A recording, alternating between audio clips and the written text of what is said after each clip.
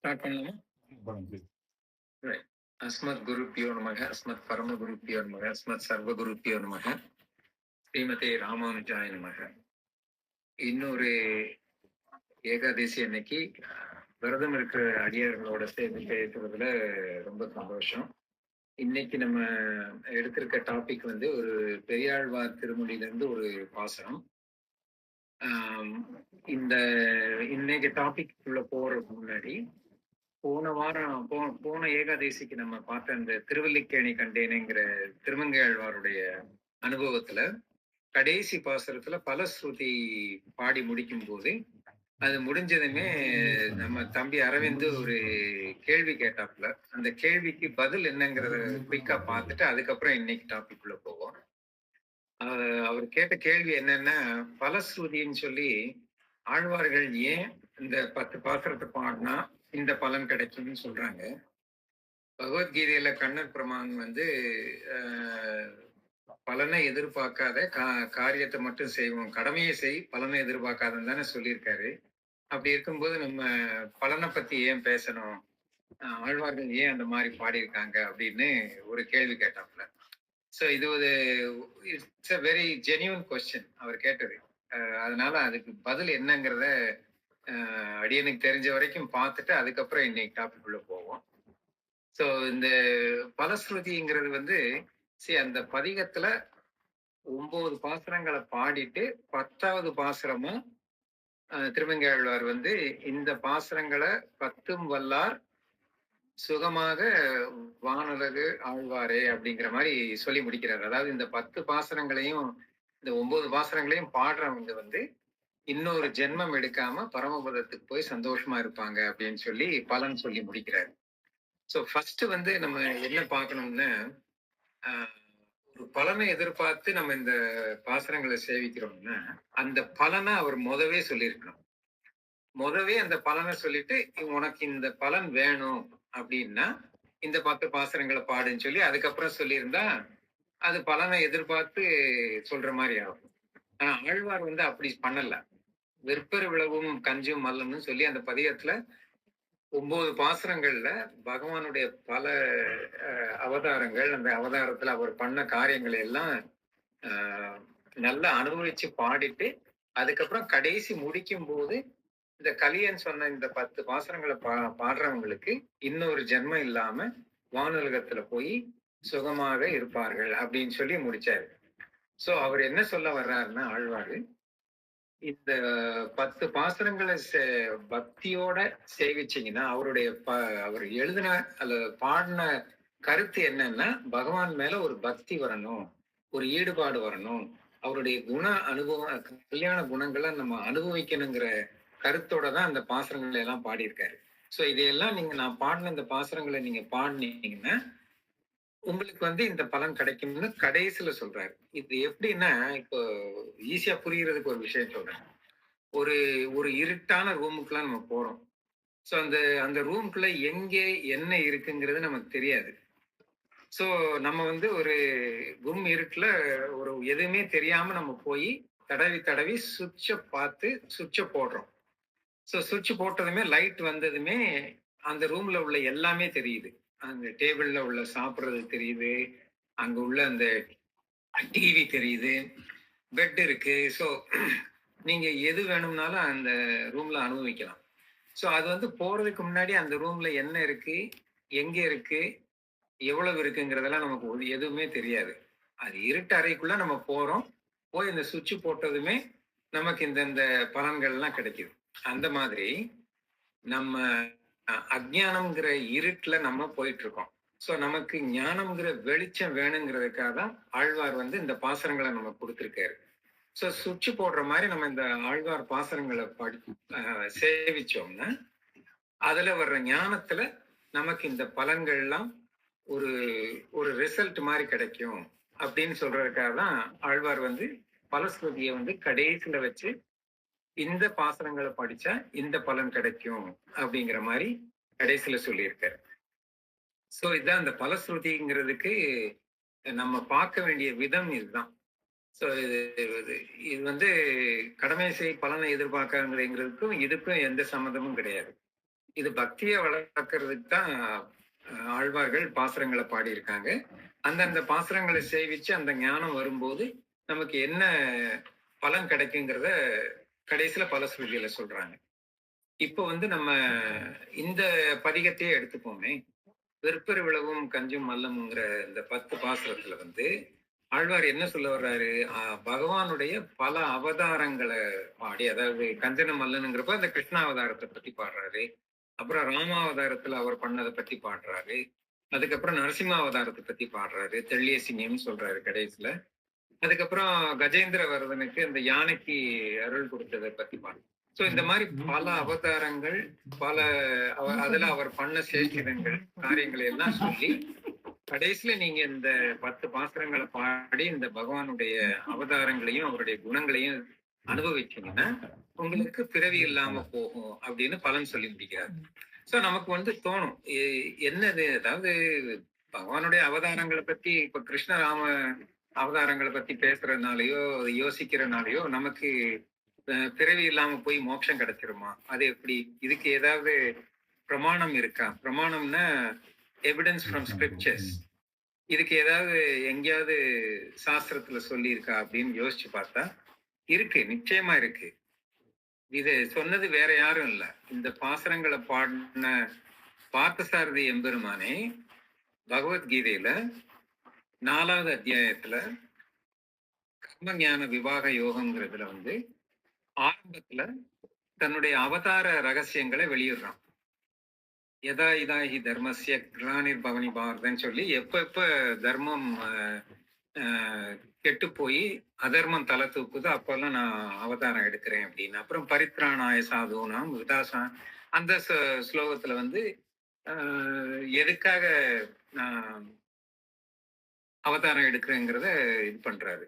அதுக்கப்புறம் 3வது அந்த 4வது அத்தியாயத்துல இந்த சீக்வன்ஸ்ல 3வது விச் இஸ் 9th ஸ்லோகா, 4வது அத்தியாயம் 9வது ஸ்லோகத்துல அந்த தன்னுடைய அவதார ரகசியங்களை புரிஞ்சுக்கிட்டா, யாரு உண்மையிலேயே அதை தெரிஞ்சுக்கிட்டு என் மேல பக்தி செலுத்துறாங்களோ அவங்களுக்கு இன்னொரு பிறவி கிடையாது, அவர்கள் என்னையே வந்து சேர்வார்கள்ங்கிறத சொல்றான்.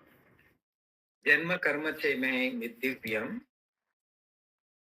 யோ வேத்தி தத்துவக தியக்வா தேகம் புனர்ஜன்மக நைதி மாமேதி சோர்ஜுனகங்கிறது அந்த 9வது ஸ்லோகம். சோ ஜென்ம கர்மத்தமே திவ்யம்னா என்னுடைய மேனா என்னுடைய மைண்ட், என்னுடைய ஜென்மம். ஜென்மம்னா அவருடைய அவதாரங்கள். ஜென்ம கர்ம அந்த அவதாரங்கள்ல அவர் பண்ண காரியங்கள் திவ்யம். திவ்யம்னா தெய்வீக தன்மை கொண்டது. என்னுடைய அவதாரங்களும் அதில் நான் செய்யும் காரியங்களும் தெய்வீக தன்மை கொண்டது. அது ஏன் அந்த மாதிரி தெய்வீக தன்மைன்னு சொல்றாருல? இப்ப நம்ம எல்லாம் ஜென்மம் எடுத்திருக்கோம். இந்த ஜென்மம் எடுத்ததுக்கு காரணம் என்ன? நம்ம சேர்த்து வச்சிருக்க கர்மா, பாவங்களோ புண்ணியங்களோ நன்மையோ தீமையோ அதை அனுபவிக்கிறதுக்காக தான் நம்ம இந்த ஜென்மம் எடுத்து நல்லதோ கெட்டதோ நம்ம அனுபவிச்சுட்டு இருக்கோம்னு வைங்க. ஆனா பகவான் அவதாரம் எடுக்கிறதுக்கு வந்து காரணம் வந்து கர்மா கிடையாது. அது அவருடைய இச்சை. அவரா பிரியப்பட்டு அவரா வாலண்டியரா தர்மத்தை நிலைநாட்டுறதுக்காக அவர் அவதாரம் எடுக்கிறாரு. சோ அதனால அது ஜென்ம கர்மச்சமே திவ்யம் சொல்றாரு, தெய்வீக தன்மை கொண்டது. நீ எடுத்திருக்க ஜென்மம் மாதிரி இல்லைன்னு சொல்லி அர்ஜுனன்ட்ட சொல்றாரு. நீ எடுத்திருக்கிறது கர்மமடியாக எடுத்திருக்க ஜென்மம், நான் எடுக்கிறது இச்சா ரூபமாக நான் எடுக்கிறேன் அப்படின்னு சொல்றாரு. யோ வேத்தி தத்துவக, தத்துவம்னா உண்மை, அதாவது ரியல், இன் ரியாலிட்டி. இந்த விஷயத்தை யாரு, யோனா யாரு, தோஸ் ஹூ, வேத்தினா அறிந்து கொள்கிறார்களோ, those who recognise and realise my true incarnations அப்படின்னு சொல்லிட்டு அதுக்கப்புறம் தத்துவா தேகம் புனர்ஜன்மக, அவர்கள் இந்த ஜென்மத்தை விட்டு தன்னுடைய தேகத்தை விட்டு பிரிஞ்சு போகும்போது, இப்ப நம்ம இருக்கிறோம்ல இந்த ஜென்மத்துல நம்ம இந்த பகவத் அவதாரங்களுடைய அனுபவத்துல ஈடுபட்டு அதை நம்ம உண்மையிலேயே புரிஞ்சுக்கிட்டோம்னா, இந்த ஜென்மத்தின் கடைசியில நம்ம தேகத்தை விட்டு பிரியும் போது நைதி மாமேதி, அவர்கள் திருப்பி புனர்ஜென்மம் எடுக்கிறது இல்ல. புனர்ஜென்ம நைதினா புனர்ஜென்மத்தை எடுக்கிறது இல்ல. மாமேதி என்னையே வந்து அடைகிறார்கள். சோர்ஜனக அப்படின்னு சொல்லி அர்ஜுனனை பார்த்து அட்ரஸ் பண்ணி சொல்றாரு. சோ இந்த மாதிரி கிளியரா பகவத்கீதையில இருக்கு. அவனுடைய அவதாரங்களை நம்ம சரியான விதத்துல புரிஞ்சுக்கிட்டு பக்தி செலுத்தணும்னா அதோட பலனை நம்ம இன்னொரு வாட்டி பிறக்காம அவரையே போய் சேருவோங்கிறது பார்த்தசாரதி எம்பெருமான் பகவத்கீதையிலே சொன்ன விஷயம்தான். சோ அதை மனசுல வச்சுக்கிட்டு தான் திருமங்கை ஆழ்வார் இந்த 10 பாசுரத்தை பாடி கடைசியில முடிக்கும் போது இந்த 10 பாசங்களையும் வல்லார் இனிதே சுகம் இனிதாழ்வர் வானுலகே அப்படின்னு சொல்லி முடிக்கிறாரு. சோ அதான் அந்த பலஸ்ருதி பத்தி சொல்லணும்னு நான் நினைச்ச விஷயம். So let's move on to today's topic. இன்னைக்கு வந்து ஸ்ரீ ரங்கநாதனுடைய கருணை பத்தி, பெரியாழ்வாருடைய அனுபவத்தை பத்தி இன்னைக்கு பேசலாம்னு. இந்த மாதிரி இந்த டாபிக் சூஸ் பண்ணதுக்கு ஒரு ரீசன் இருக்கு. ஏன்னா சுவாமி ராமானுஜர் வந்து ஒரு மங்கள ஸ்லோகம் பாடியிருக்காரு.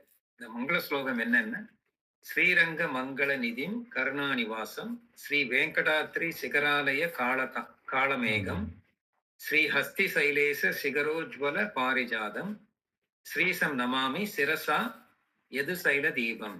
அதாவது இது 4 திவ்ய தேசங்களை மங்களாசாசனம் பண்ற மாதிரி இந்த மங்கள ஸ்லோகம். இப்போ ஸ்ரீ வைஷ்ணவத்துல 108 திவ்ய தேசங்கள்னு சொல்றோம். இந்த 108 திவ்ய தேசங்கள்ல 4 திவ்ய தேசங்களுக்கு பிரதானியம் இருக்கு. எது எதுன்னு கேட்டோம்னா, ஸ்ரீரங்கம், காஞ்சி வரதராஜன் கோயில், திருப்பதி திருவேங்கடம், 4வது வந்து திருநாராயணபுரம். சோ போக மண்டபம் ஸ்ரீரங்கம், தியாக மண்டபம் காஞ்சிபுரம், புஷ்ப மண்டபம் திருப்பதி, ஞான மண்டபம் அப்படின்னு சொல்றது திருநாராயணபுரம். ஸோ அதை வந்து இது ஃபர்ஸ்ட் வந்து ஒரு சுவாமி ராமானுஜர் பாடும்போது ஸ்ரீரங்க மங்கள நிதிம் கருணாநிவாசம். கருணாநிவாசம்னா கருணையே வந்து குடிகொண்டிருக்காரு அப்படின்னு பாடுறாரு. ஸ்ரீரங்கத்தை பத்தி பாடும்போது அவர் வந்து சொல்றது, ஸ்ரீரங்கம் வந்து போக மண்டபம்னு சொன்னோம். போக மண்டபம்னா எல்லா ஆழ்வார்களும் 11 பாடிய பெருமாள்ங்கிறது ஸ்ரீரங்கநாதர் தான். ஸோ 12 ஆழ்வார்கள்ட்டையும் பாசுரங்களை வாங்கினாரு. எல்லா ஆச்சாரியர்களும் அங்கதான் போயிருந்தாங்க. ஜீயர்கள், ஆச்சாரியர்கள் எல்லாரும் போய் மன்ற இடம் வந்து ஸ்ரீரங்கம் தான். ஸோ அவர் வந்து வருஷம் 365 நாளும் அவருக்கு உற்சவம் நடந்துகிட்டு தான் இருக்கும். ஸோ அவர் அனுபவிச்சுக்கிட்டே இருப்பார். அதனால அது போக மண்டபம் அப்படின்னு சொல்றது. ஸோ காஞ்சி வரதன் வந்து வரப்பிரசாதி.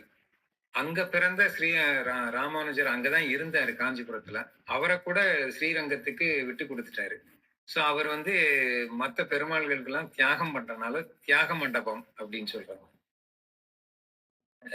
திருப்பதியில வந்து புஷ்பம் தான், அதாவது திருவாராதானத்தை விட புஷ்ப கைங்கரியத்துக்கு தான் அங்க பிராதானியம்.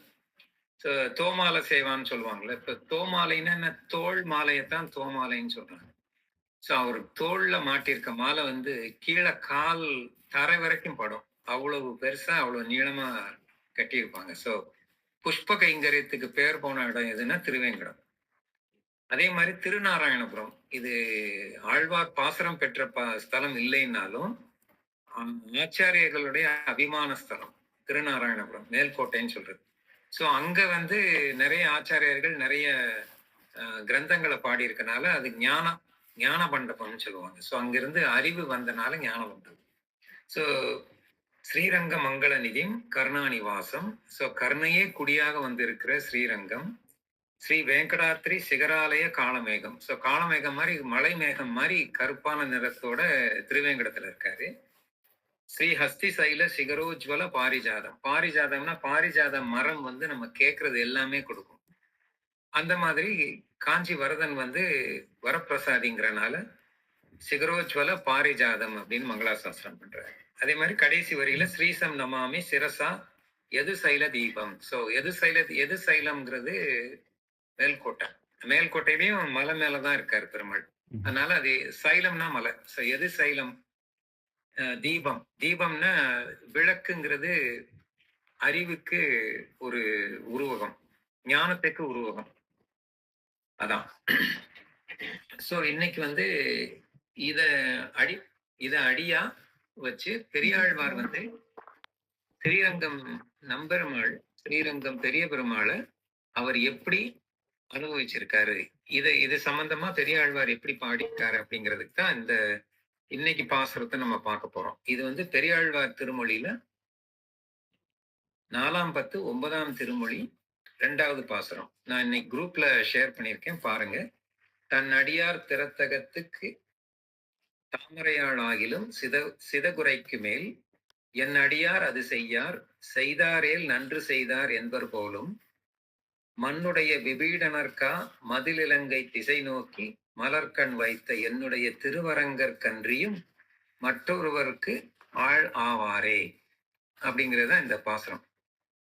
ரொம்ப அருமையான பாசுரம்.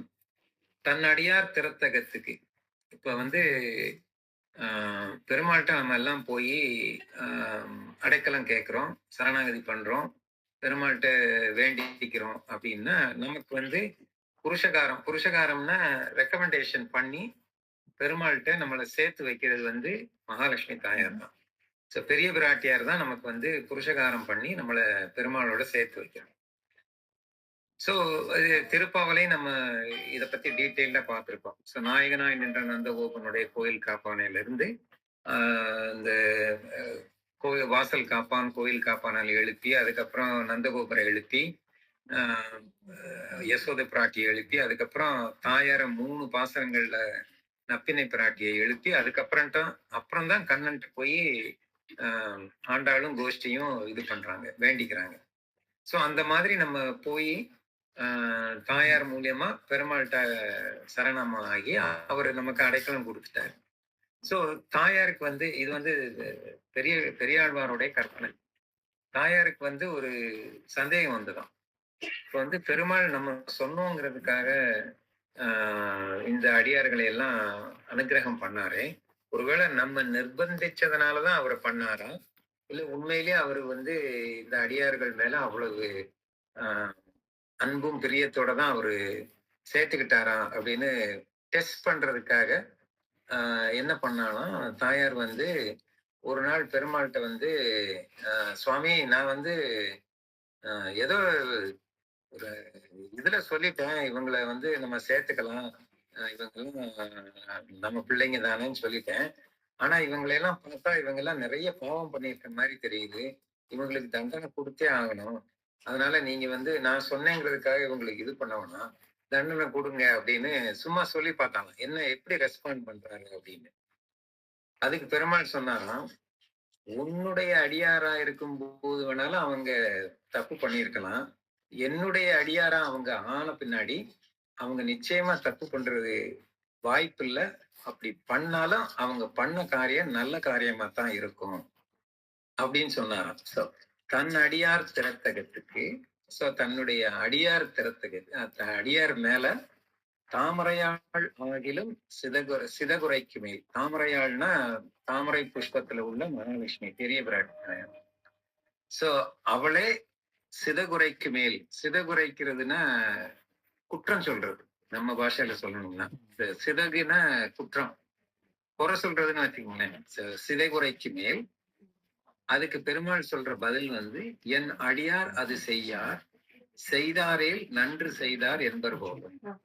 சோ தாயார் கேட்ட கேள்விக்கு அவர் சொன்னதுக்கு இவர் சொல்ற பதில் வந்து 2 விதமா 2 ஷார்ட் சென்டென்சஸா வச்சிருக்காரு. என் அடியார் அது செய்யார் அப்படிங்கிறது ஒரு ஸ்டேட்மெண்ட், செய்தாரேல் நன்று செய்தார். ஏன் இந்த மாதிரி பெரியாழ்வார் அதை குவாலிஃபை பண்ணி சொல்றாருன்னா, தாயார் சொல்லும்போது பெருமாள் வந்து என்ன அடியார் தப்பு பண்ணாலும் பரவாயில்ல, நான் ஒன்றும் கண்டுக்க மாட்டேன் அப்படிங்கிற மாதிரி அவர் சொல்லியிருந்தாருன்னா அது வந்து அபவாதம் ஆயிருக்கும், அது தப்பு அர்த்தத்துல போயிருக்கும். அதாவது பெருமாள் அடியார் ஆயிட்டா நம்ம என்ன வேணாலும் பண்ணலாம், பெருமாள் ஒன்றும் கண்டுக்க மாட்டாருங்கிற மாதிரி அர்த்தத்துல போயிடும். அதனால அப்படி சொல்லாம அதை குவாலிஃபை பண்றாரு. என் அடியார் அது செய்யார். அதாவது ஒருத்தன் என்னுடைய திருமால் அடியார்னு ஒருத்தன் ஆயிட்டான்னா அவன் பாவம் செய்யறதுக்கு கூசுவான், தப்பு பண்ண மாட்டாங்க அப்படிங்கறது ஃபர்ஸ்ட் குவாலிஃபைங் ஸ்டேட்மெண்ட் சொல்லிட்டு அதுக்கப்புறம் சொல்றாரு, அப்படியே அவன் ஏதாவது ஒரு காரியம் தப்பா பண்ணியிருந்தாலும் அத நல்லதுக்காக தான் செஞ்சிருப்பான், செய்தாரில் நன்று செய்தார் என்பர் போலும் அப்படின்னு அவரு ஆர்கியூ பண்ணுவாராம். சோ இது வந்து பெரியாழ்வார் கற்பனையில சொன்னதா, ஒரு சம்பாஷணை அவர் சொன்னதா வச்சுக்கலாம். அப்படி ஏதாவது எங்கேயாவது நடந்திருக்கா? அதுக்கு ஏதாவது சாஸ்திரத்திலயோ, இல்ல புராணத்திலயோ எக்ஸாம்பிள் இருக்காங்கிறதுக்கு தான் அடுத்த 2 வரியில சொல்றாரு. "மண்ணுடைய விபீடனர்க்கா மதிலிலங்கை திசை நோக்கி மலர்க்கண் வைத்த என்னுடை திருவரங்கற்கன்றியும் மற்றொருவருக்கு ஆளாவாரே." ராமாயணத்துல இருந்து ஒரு ஒரு விஷயத்த எடுத்து கோட் பண்றாரு இந்த இடத்துல. ராமாயணத்துல வந்து விபீஷண சரணாகதிங்கிறது தான் ஒரு முக்கியமான கட்டம். யுத்த காண்டத்துல ஆரம்பத்துல வர்றது. இப்போ நம்ம ராமாயணத்துல வந்து கிளைமேக்ஸ் எதுன்னு பார்த்தோம்னா, நம்ம சாதாரணமா என்ன நினைப்போம்? ராவணனை கொன்னு சீதா பிராட்டியை மீட்டெடுத்து அயோத்திக்கு திரும்பி வந்து பட்டாபிஷேகம் ஆறுறது தான் அங்க கிளைமேக்ஸ் அப்படின்னு நினைப்போம். And then they lived happily thereafter அப்படின்னு சொல்ற மாதிரி நம்ம கதையை முடிச்சிருவோம். ஸோ அந்த மாதிரி ஒரு கதையை நம்ம இது பண்ணோம்னா அது ரொம்ப சாதாரண நம்ம தமிழ் சினிமா கதை மாதிரி ஆயிடும். அப்புறம் ராமாயணத்துக்கு இதிகாசம்ங்கிற ஸ்டேட்டஸ் எப்படி வரும்? ஸோ ராமாயணத்தோட தாத்பரியம், ராமாயணத்தோட உண்மையான அர்த்தம், அதோட கிளைமேக்ஸ் என்னன்னு பார்த்தோம்னா அது விபீஷணன் சரணாகதி தான். ஏன்னா அந்த விபீஷணன் சரணாகதியில தான் தான் ஒரு சரணாகத வத்சலங்கிறதையும் ராமர் காட்டுறாரு. அந்த பகவான் வந்து இந்த அவதாரத்துல காட்டுறாரு. அதே சமயம் சரணாகதிக்கு எந்த தேசமோ காலமோ அதிகார நியமமோ கிடையாது. அதாவது இந்த இடத்துலதான் பண்ணணும், இந்த காலத்துலதான் சரணாகதி பண்ணணும், இந்த வர்ணத்துல பிறந்தவன் தான் பண்ண முடியும், இந்த மாதிரி இருக்கிறவன் தான் பண்ண முடியும், அப்படி அந்த மாதிரி எந்த கண்டிஷன்ஸும் கிடையாது. It's unconditional. யாரு வேணாலும் பண்ணலாம். இப்போ கஜேந்திரங்கிற யானையே பண்ணிச்சே, அது மனுஷனே கிடையாது. சோ அவனுடைய கஜேந்திரனுடைய சரணாகதியும் பலிச்சது. சோ விபீஷண சரணாகதியில சொல்ல வர்றது என்னன்னா, ஜீவாத்மாக்கள் எல்லாருமே இந்த கர்மத்திலிருந்து விடுபட்டு, இந்த பிறவிச் சூழல்ல இருந்து விடுபட்டு மோட்சம் அடைகிறதுக்கு சரணாகதி ஒண்ணுதான் வழி, சுலபமான வழி. இதுக்கு வந்து எந்த ப்ரீ ரெக்வசிட்டுமோ எந்த கண்டிஷன்ஸும் கிடையாதுன்னு சொல்ல வந்ததுதான் ராமாயணம். சோ இதான் ஒரு முக்கியமான கட்டம். சோ இந்த கட்டத்தை தான் பெரியாழ்வார் எடுத்து இது பண்றாரு. சோ என்ன ஆச்சுன்னா, விபீஷணன் வந்து 4 ராட்சசர்களோட சேர்ந்து வந்து ராமன்கிட்ட வந்து சரணாகதி பண்ண வர்றாரு. வரும்போது ராமர் வந்து அப்பதான் ராமேஸ்வரத்துல கடற்கரையில உட்கார்ந்து ஆலோசனை பண்ணிட்டு இருக்காரு. எப்படி பாலம் கட்டுறது, எப்படி போறதுங்கிறது பேசிக்கிட்டு இருக்கும்போது இவங்க வர்றாங்க. வந்து அவங்க என்ன பண்றாங்கன்னா, நேரா ராமன்கிட்ட வரல. ஸோ எகெயின் ஆண்டாள் சொல்லி கொடுத்த மாதிரி ஃபர்ஸ்ட் இந்த வானர முதலிகள், அந்த சுக்ரீவன், அங்கதன், அனுமார், ஜாம்பவான் இவங்ககிட்ட எல்லாம் போய் அவங்க வந்து விபீஷணன் வந்து சொல்றான், நான் வந்து ராமன்கிட்ட சரணடைகிறதுக்காக வந்திருக்கேன், நான் வந்திருக்கேன்னு நீங்க உடனே போய் சொல்லுங்க அப்படின்னு அவங்ககிட்ட வேண்டிக்கிறான். அப்போ வந்து அவங்க இந்த சுக்ரீவாதிகள் வந்து சொல்றாங்க ராமன்கிட்ட, இந்த மாதிரி ராவணனோட தம்பி விபீஷணன் வந்து 4 ராட்சசர்களோட வந்திருக்கான், சரணடைகிறதுக்காக வந்திருக்கேன்னு சொல்றான். அவனை நம்ம சேர்த்துக்க கூடாது, அவன் வந்து நம்ம எதிரி ராவணனோட தம்பி, இவனும் ராட்சசன் தான். அதுவும் இல்லாம இவங்க அண்ணன் நம்மளை எதிர்க்கும் போது அவனை கை விட்டுட்டு நம்மகிட்ட சேர்றதுக்காக வந்திருக்கான். நாளைக்கு நம்மளை விட்டுட்டு இவன் எங்கேயாவது போக மாட்டான்னு என்ன நிச்சயம்? அதனால இவனை சேர்த்துக்க கூடாது. சோ இவன் துஷ்டன், இவன் வந்து சேர்த்துக்கிறதுக்கு தகுதி இல்லை அப்படின்னு சொல்லி சுக்ரீவாதிகள் ஆர்கியூ பண்றாங்க. ஆஞ்சநேயர் வந்து சொல்றாரு, இல்ல இல்ல, அவன் துஷ்டன் இல்ல, அவன் நல்லவன் தான். சீதா பிராட்டிய தேடி இலங்கைக்கு போயிருந்தப்போ விபீஷணனை பார்த்திருக்கேன். அவன் ராவணன்ட்ட பேசுறதையெல்லாம் நான் கேட்டிருக்கேன். அவன் வந்து நல்லவன் தான், அவன் துஷ்டன் இல்ல. அவன் வந்து நம்ம சேர்த்துக்கிறதுக்கு தகுதி உள்ளவன் அப்படின்னு சொல்லி ஆஞ்சநேயர் ஆர்கியூ பண்றாரு.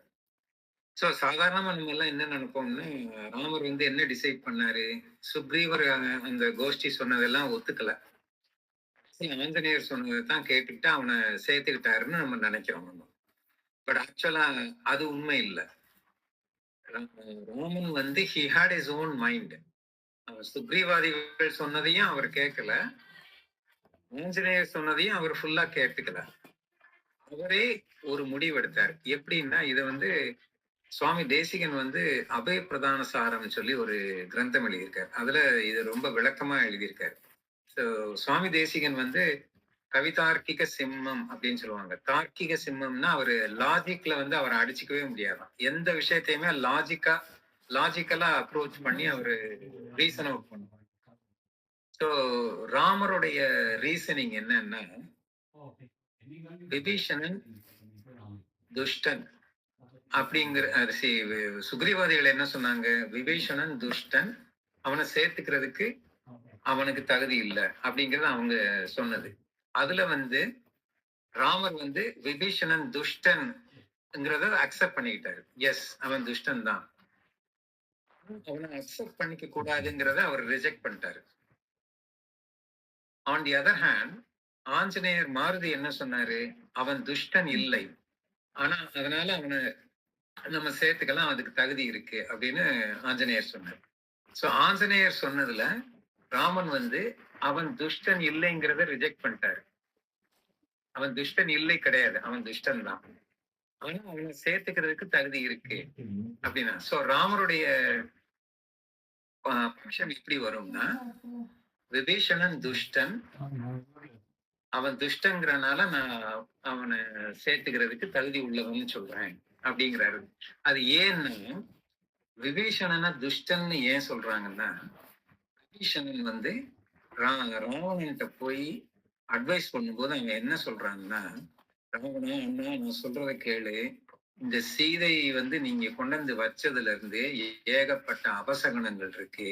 அவ வந்து அவளுடைய ராசி சரியில்லை.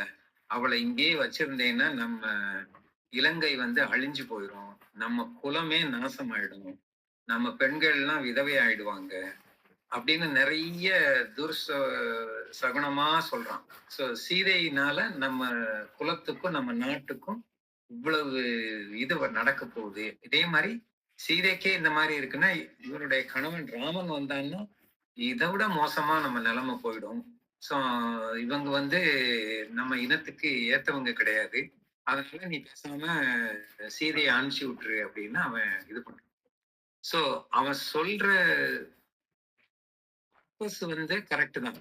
சீதையை வந்து அவன் கொண்டு போய் விட்டுறணும், இந்த பிரச்சனையில இருந்து வெளியே வந்துடணும்னு சொல்றான். பட் அதுக்காக அவன் சொல்ற பாயிண்ட்ஸ் வந்து பாத்தீங்கன்னா, ராமனையும் சீதையையும் குறைச்சு அவங்களால கேடு வரும், அவங்க நல்லவங்க கிடையாதுங்கிற மாதிரி அவன் சொல்றான்.